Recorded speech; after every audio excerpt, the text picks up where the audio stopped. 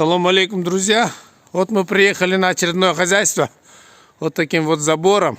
Смотрите, как сделано. И мы сейчас с вами зайдем вовнутрь, посмотрим, как здесь выращивают форель. Бисмилля. Машаллах, смотрите. Лестница идет вниз, вода течет отсюда.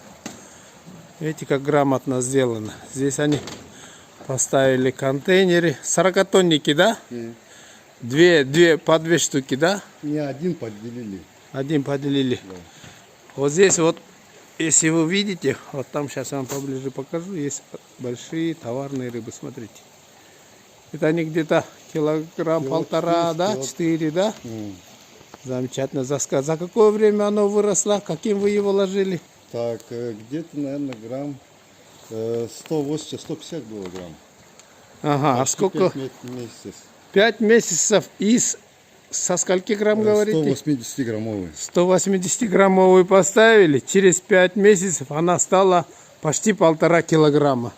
Братья, это вообще рекорд. Вот так люди вот занимаются хозяйством. Смотрите, какой забор огроменный. Посмотрите, как заходит вода.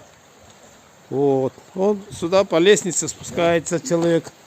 Могу, да? Да, конечно. Вот, сейчас я вам покажу дальше. Смотрите, как красиво сделано. Грамотно и четко. Опа! Вот. Здесь вот таких 2 бассейна. Четко, да?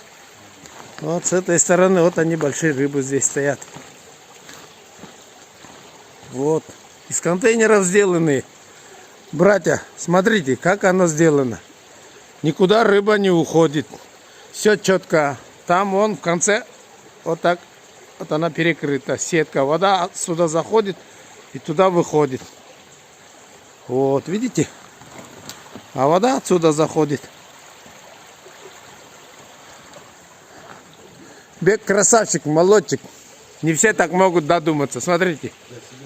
Забор для себя, братан, все сделал. Как красиво. Здесь ночью свет горит, все, да?